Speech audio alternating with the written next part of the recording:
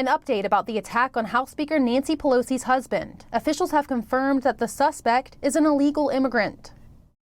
The Department of Homeland Security said the alleged attacker, David DePape, is a Canadian national, and that Immigration and Customs Enforcement has lodged an immigration detainer on him. Immigration detainers are meant to prevent state or local officials from releasing suspects who are illegal immigrants.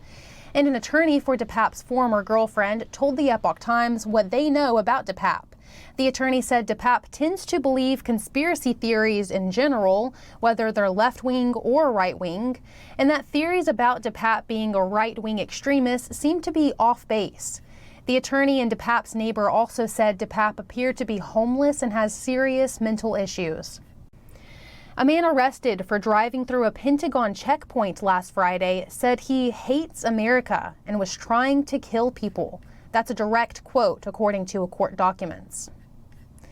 The man is a 36-year-old Ethiopian national. He was apprehended after ramming his SUV through the arm at a Pentagon checkpoint and speeding his vehicle toward officers.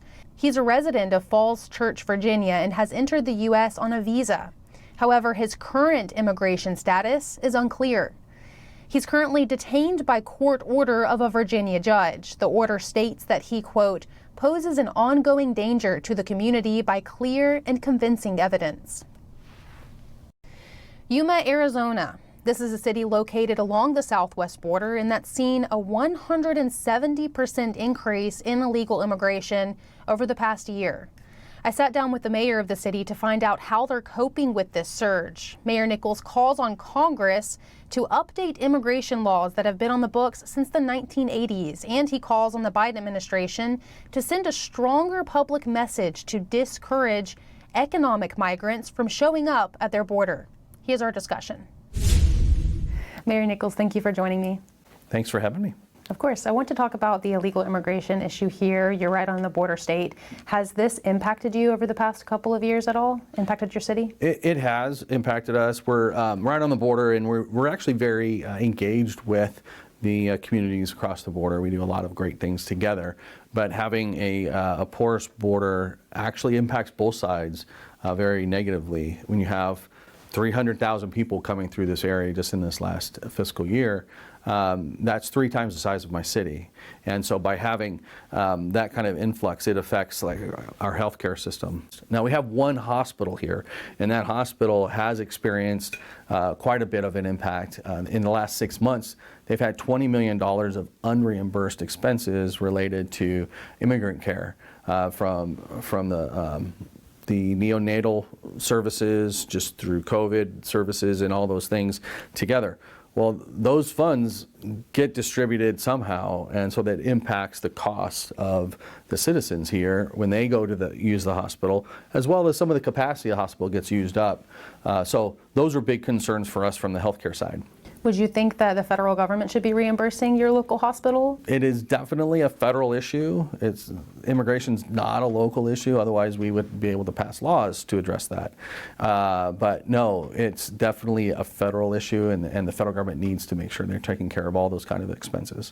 Do you feel like your city has been able to adapt to the situation pretty efficiently? I mean, it seems like you guys have it more or less under control. And also your thoughts on the shipping containers. The governor has taken some action here to help fill in some of those gaps. Well, the shipping containers are a perfect example of how you try to protect a community. There was a gap. The majority of the people, the 300,000 people, were coming through those gaps. So by plugging that gap, it didn't prevent them from coming. It just reallocated them to a different area, but it focused the resource where the resource need would be, but it also blocked the direct path into some private properties that were having a lot of issues, into the community, and really kind of focused it. So we have not had those big impacts, thankfully, but we're just days away from having that issue. In December of last year, we had 3 days of over 1,500 people a day coming through, and that exceeded the capacity that Border Patrol had and the whole system had. And so people were not being picked up, and there were hundreds of people waiting along the border every day. And you know, their families, they're hungry, so they start moving through the community. And so when they started doing that, they were showing up at our homeless shelter, at our police station, at our fire department, looking for resources, understandably.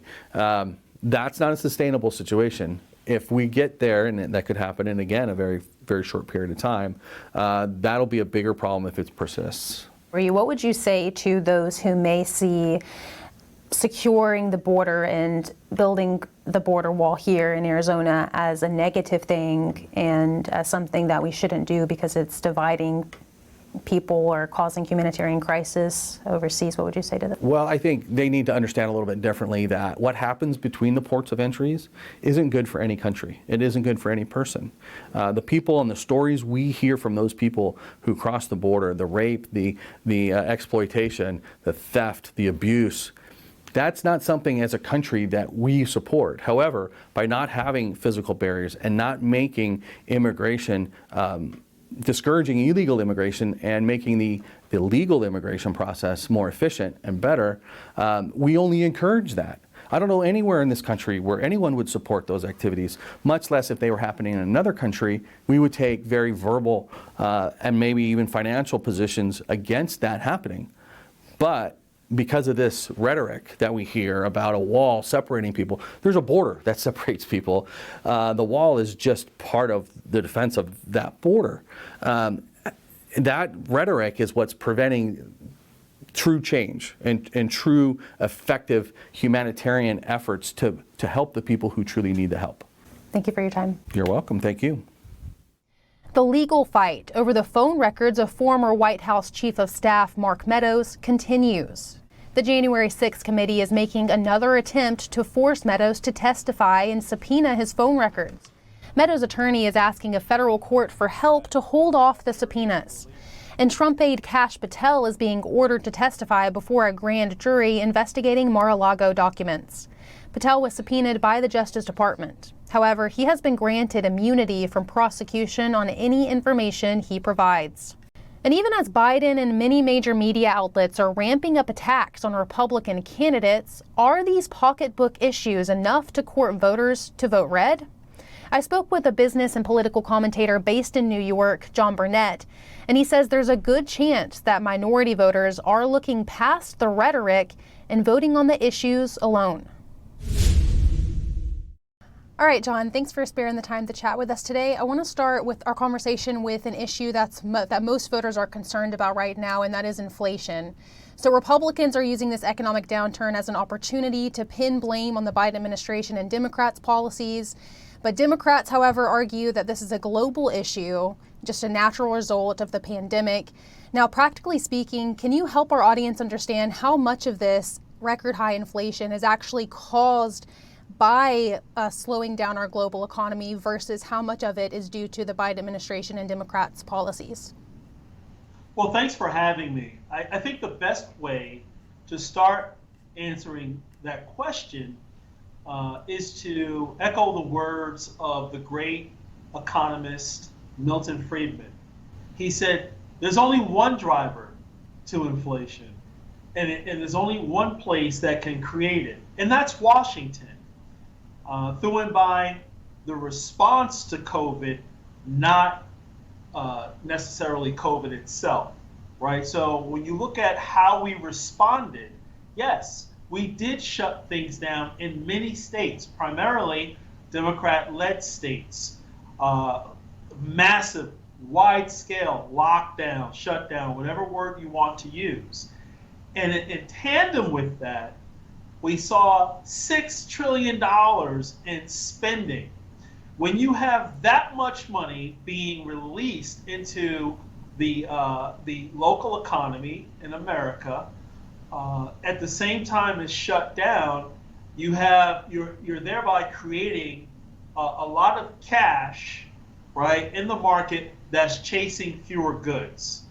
So anytime you have that, it'll definitely spark inflation. Now, with that being said, John, let's talk about your interactions personally with minority voters. So we know that based on a study from a media watchdog group that was just released, Republicans are getting significantly more negative press than Democrats. That being said, and with the economy where it's at, do you think that minority voters in your community are seeing through this noise and are able to make sound decisions this election? Well, it's not about reaching everyone, right? Because no one side will get the entire voting block, right? But what we have seen through the negative noise, as you pointed out, many different demographics, specifically Asian and Hispanics, in large percentages, have seen through the negative noise. You know, when we look around the globe, throughout Asia, Africa, Latin America, and so many other countries around the globe, many people have these small family businesses that are very vital to their survival, right? So they bring those same values to America, combined with the opportunity that America provides them to go way beyond their potential that they've had in their home country to live the American dream and to provide for their families. And when that is threatened, people begin to see, like, wait a second, through the negativity, way past the politics, and really begin to hear the voice of candidates that speak to their values and the candidate that will provide them with the best opportunity for their families.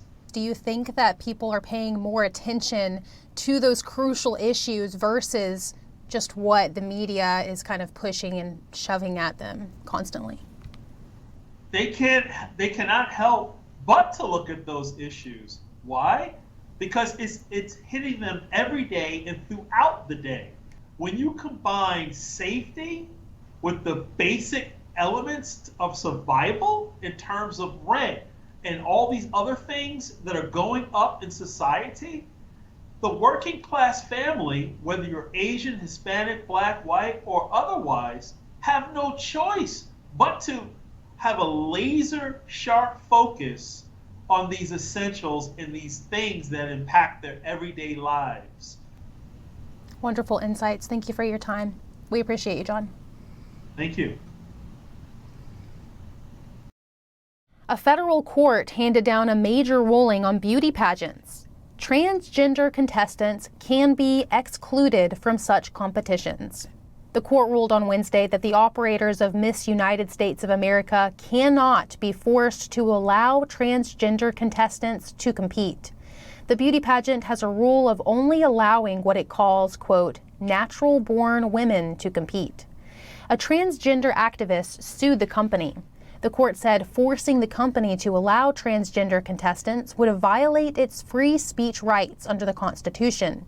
They said determining who can compete is a form of expressing views on womanhood.